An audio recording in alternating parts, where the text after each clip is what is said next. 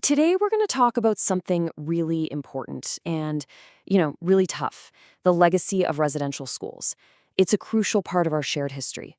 We're going to look at the lasting trauma for sure, but also, and this is key, the incredible resilience and the journey of healing that's happening right now.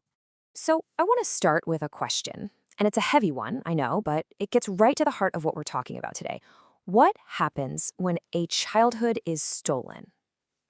Just think about that for a second. What does that do to a person, to a family, to an entire community when that fundamental experience is just taken away? Let's kind of keep that question with us as we go. Okay, so where do we even begin with this? Well, to really get a handle on the impacts that we still see today, we have to go back to the beginning. We need to understand the system itself, the system that was designed to create this outcome. And the first thing that I think really hits you is just the sheer scale of it all. I mean, this wasn't some small, short-lived thing. We're talking about over 100 years. And in that time, more than 150,000 Indigenous kids were forcibly taken from their families and their homes. That's generations of families, entire communities, just completely upended. So you have to ask, right? What was the point of all this? And the answer is really chilling. It was a deliberate policy, a policy of cultural assimilation. This was no accident. The whole system was designed from the ground up to sever children from everything that made them who they were: their language, their spiritual beliefs, their families. The goal was to force them into a different way of life, to basically erase their culture. So, what did that policy actually look like for the kids inside those schools? What was the human cost of all this? Let's talk about the immediate and just devastating impact. What they endured was, it's hard to even put into words. Imagine being a child, and suddenly you're forbidden from speaking your own language. You're completely cut off from your family. And on top of that, so many faced neglect, malnutrition, and just terrible physical and emotional abuse. It was a systematic dismantling of a child's entire world. And yet, amidst all that darkness, you hear these stories of incredible strength. Listen to this from a survivor. "They took the Indian out of me, but they couldn't take my spirit. My spirit remembers who I am, even when my mind was forced to forget." Wow. That right there, that spirit, is such a crucial part of this whole story. So you see, this goes way beyond just a series of bad things happening to individual kids. It was a deep, fundamental break, a severing of everything that makes us who we are: our family, our language, our connection to our community. And that kind of break, well, it doesn't just heal itself when the doors to the school finally close. And that's where we get to the echoes, right? The ripples that continue to spread out even today. Let's talk about how that trauma didn't just stop.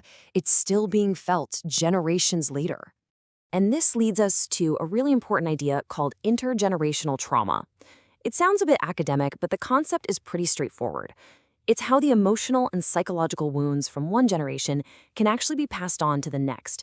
It's not about remembering the event. It's about inheriting the impact of those wounds. So how does that even happen? How does trauma get passed down? Well, think about it like this. A survivor goes through something awful. To survive, they develop coping mechanisms, ways of dealing with the pain. So maybe a parent who was punished for crying as a child doesn't know how to comfort their own kids when they cry. Then that child grows up feeling like their emotions don't matter, and this cycle just continues. It's not a choice, it's a pattern of survival that gets passed down. And this is why it's so important to understand that this isn't just history. It's happening right now. When we see things like health disparities, social challenges, or the ongoing struggle to reconnect of cultural identity in Indigenous communities, what we're often seeing are the direct consequences of this unresolved trauma playing out in real time. But this story is absolutely not just about trauma. Not at all. It is also profoundly a story of immense strength and resilience. So now let's shift gears and talk about the path to healing, because it's a powerful journey of revitalization. And it's really important we're clear on what healing means here. It's not about forgetting. It's not about getting over it. In fact, it's the exact opposite. It's about looking the truth of the past right in the eye and then drawing on the deep inherent strength of Indigenous cultures to build a stronger future. So, what does that actually look like on the ground? Well, it's happening all around us. It's people reclaiming their languages, it's bringing back cultural ceremonies, it's the incredible courage of survivors sharing their stories. And it's so, so important. It's connecting young people with the wisdom of their elders, it's active, it's vibrant, and it's happening now. There's a quote from an Indigenous elder that just says it all. Our culture is our medicine. It is the path back to ourselves and the source of our strength. Isn't that powerful? The very thing the system tried to erase is now the most powerful medicine for healing. Now, this journey of healing isn't just something for Indigenous communities to do on their own. We all have a part to play in this thing we call reconciliation. So, for this last part, let's bring it home and talk about what our role looks like, especially at work. Right. Reconciliation isn't a spectator sport. It's not something you can just watch and say, oh, that's interesting. It's an active process, and it needs all of us to step up. And that absolutely includes the corporate world. Businesses have a really unique role here. So I want you to remember a number. It's 92. Just 92. It might not mean anything to you right now, but it's incredibly important. This number comes straight from the Truth and Reconciliation Commission of Canada, and it's a direct message to the entire corporate sector. So what is call to action number 92? Well, think of it as a roadmap. It's a set of clear instructions for how businesses can be a part of the solution. It calls for real, tangible things, actually consulting with Indigenous peoples in a meaningful way, making sure there's fair access to jobs and training, educating staff on this history, which is exactly what we're doing here, and building real, respectful partnerships.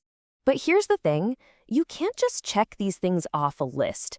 All of these actions, every single policy, every partnership, none of it works unless it's built on a foundation of genuine empathy and understanding. That's the starting line. That's where everything begins.